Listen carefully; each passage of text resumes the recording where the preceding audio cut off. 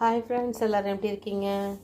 Everyday needs சேனலிலேருந்து நான் உங்கள் பாவை. இன்றைக்கி நம்ம வந்து சீஸ் பொட்டேட்டோ பால் செய்ய போகிறோம். எப்படி செய்யுதுங்கிறத பற்றி பார்க்கலாம்.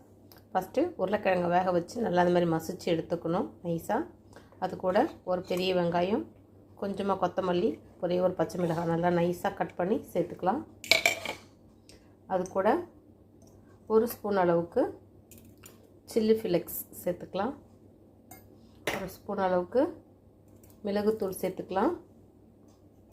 அது கூடவே கொஞ்சமாக கஸ்தூரி மேத்தி சேர்த்துக்கலாம். இது கூட தேவைக்கேற்ப சால்ட்டு சேர்த்துக்கலாம்.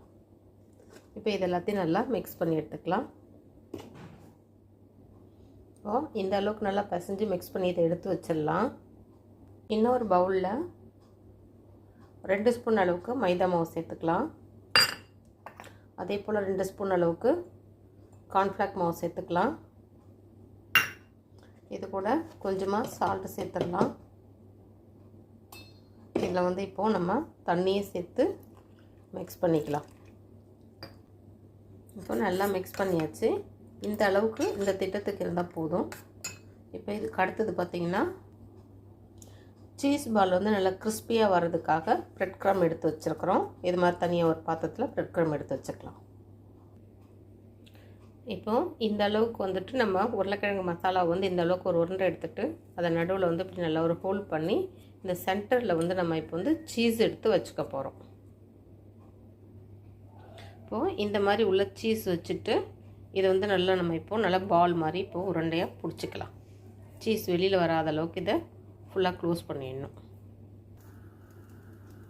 இப்போது நம்ம வந்து இந்த சீஸ் பாலை வந்துட்டு இந்த மைதா கார்ன்ஃப்ளவர் மாவு கரைச்சி வச்சுருக்கோம் இல்லையா, அதில் வந்து இந்த மாதிரி டிப் பண்ணிவிட்டு இதை அப்படியே எடுத்து ப்ரெட் க்ரம்பில் போட்டு நல்லா இப்படி ஸ்ப்ரெட் பண்ணி எடுத்துக்கணும்.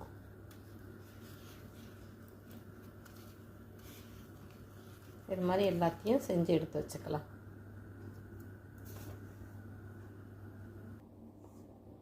இப்போது நம்மளோட அந்த சீஸ் பால் வந்து ரெடி பண்ணி வச்சுட்டோம். இந்த பக்கம் ஆயில் ஹீட் ஆகிடுச்சு. ஆயிலில் வந்துட்டு ஒன்று ஒன்றா எடுத்து போட்டுடலாம். இப்போ நம்மளோட சீஸ் பொட்டேட்டோ பால் ரெடி ஆகிடுச்சு. இந்த கோல்டன் கலரில் நம்ம இதை எடுத்துடலாம்.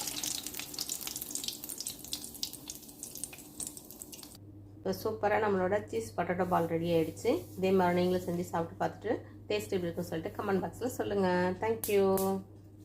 பாருங்கள் எவ்வளோ அழகாக சூப்பராக ஜூஸியாக இருக்குது.